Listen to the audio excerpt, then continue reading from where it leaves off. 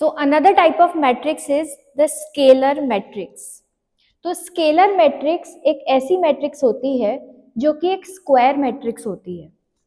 Square matrix होती है और साथ ही साथ ये एक डायगोनल मैट्रिक्स होती है। किस टाइप की डायगोनल मैट्रिक्स होती है ये एक ऐसी डायगोनल मैट्रिक्स होती है जिसके सारे के सारे डायगोनल एलिमेंट जो है ना वो इक्वल होते हैं।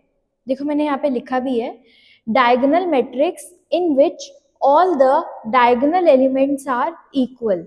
एक ऐसी डायगोनल मैट्रिक्स होती है जिसके सारे डायगोनल एलिमेंट्स इक्वल होते हैं। ऐसी डायगोनल मैट्रिक्स को हम लोग एक स्केलर मैट्रिक्स बोलते हैं। अगर डायगोनल मैट्रिक्स है तो ऑब्वियसली स्क्वायर मैट्रिक्स तो होगी ही। Okay, then next is I have written that aij is equals to 0 for all I not equal to j and aii is equals to k for some constant k। अब देखो aij is equals to 0 for all I not equal to j का क्या मतलब हुआ। जैसे कि हम लोग पहला एलिमेंट ले लेते हैं, इस एलिमेंट का नेम क्या होता है, ये ऑलरेडी मैंने अपनी पुरानी वीडियो में समझाया हुआ है। इस एलिमेंट का नेम होता है फर्स्ट एलिमेंट का A11, राइट। सो अगर आप aij से इसको कंपेयर करो, अगर आप इसे aij से कंपेयर करो तो i की वैल्यू क्या है, यहाँ पे i की वैल्यू 1 है और j की वैल्यू यहाँ पे क्या है, j की वैल्यू भी 1 है। यानी कि i और j दोनों की वैल्यू 1 1 है। दैट इज 1 तो हमेशा 1 के इक्वल ही होता है, तो i और j दोनों इक्वल हो गए ना इस केस में। अब देखो i और j इक्वल होने का और एक और क्या मतलब हुआ, मैं aij को क्या ai भी लिख सकती हूँ, मतलब j को i से रिप्लेस कर दिया। क्यों कर दिया, बिकॉज i और j दोनों बराबर आ गए हैं यहाँ पर 1 1। दैट इज वाई मैंने यहाँ पे j को भी i से ही रिप्लेस कर दिया।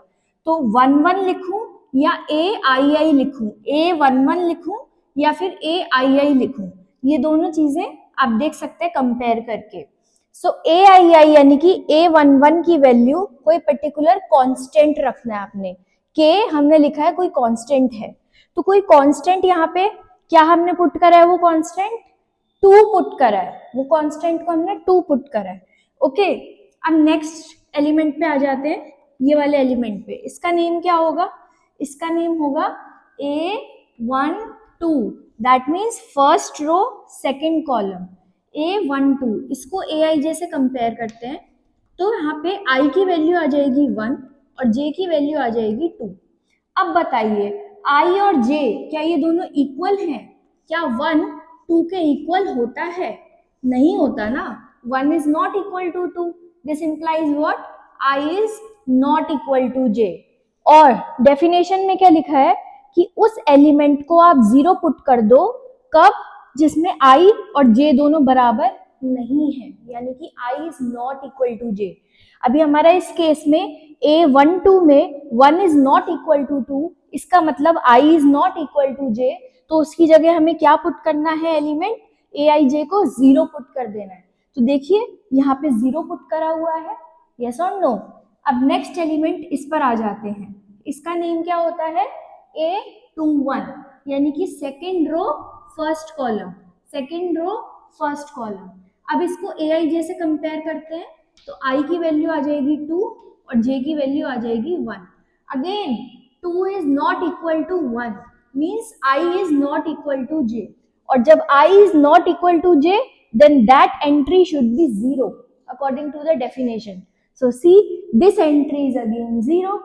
अब नेक्स्ट एंट्री देख लेते हैं, दैट इज A22 वाली एंट्री, राइट। सो A22 देख लेते हैं, A22 को अगर हम aij से कंपेयर करते हैं सो i की वैल्यू 2 है और j की वैल्यू भी क्या आ जाएगी, 2 आ जाएगी। सो क्या यहाँ पे i और j दोनों बराबर हैं, 2 क्या 2 के बराबर होता है, ऑब्वियसली 2 इज इक्वल टू 2, भाई 2 2 के इक्वल होता है। So 2 is equal to 2, that is why आप यहाँ पर इसको aii भी लिख सकते हैं, aii, क्योंकि यहाँ पे i और j दोनों क्या हो गए, इक्वल हो गए, equal to 2। So that is why, और जहाँ पे aii वाली एंट्री आनी है उसकी जगह हमें क्या रखना है, एक कांस्टेंट, एक कांस्टेंट के। अच्छा, अब यहाँ पे ये भी हो सकता है कि कांस्टेंट कौन सा रखना है, वो कांस्टेंट हमें वही रखना है जो हमारी पहली डायगोनल एंट्री थी, हमारी पहली डायगोनल एंट्री यहाँ पे, अच्छा मैंने diagonal entries, non diagonal entries ये भी बता रखी है अपने प्रीवियस वीडियोज में। ओके, सो ये हमारी डायगोनल एंट्री है 2। सो हमारी फर्स्ट डायगोनल एंट्री अगर 2 है, सो सेकंड डायगोनल एंट्री जो हमारी होगी वो भी 2 ही होनी चाहिए, यानी कि सेम होनी चाहिए। आई एम नॉट सेइंग कि नंबर 2 होना चाहिए, बट अगर आपने फिक्स करा है शुरू में ही मैट्रिक्स में, जैसे कि हमने इस मैट्रिक्स में ले लिया है फर्स्ट डायगोनल एंट्री को 2, तो सेकंड डायगोनल एंट्री को भी 2 ही लेना पड़ेगा। अगर सपोज हम 3 ले लेते तो आपको 3 लेना पड़ता। नंबर कांस्टेंट कोई भी हो सकता है, कांस्टेंट में इशू नहीं है, बट द पॉइंट इज कि वो कांस्टेंट सेम होना चाहिए डायगोनल पे थ्रू आउट। अगर यहाँ पे 2 है तो यहाँ पे 2 होगा। अगर सपोज फॉर एग्जाम्पल मैं यहाँ पे 2 के अलावा अगर 3 लिख देती तो यहाँ पे भी मुझे 3 ही लिखना पड़ता, ताकि ये दोनों कांस्टेंट जो है वो बराबर यानी कि सेम होने चाहिए। क्या लिखा है मैंने?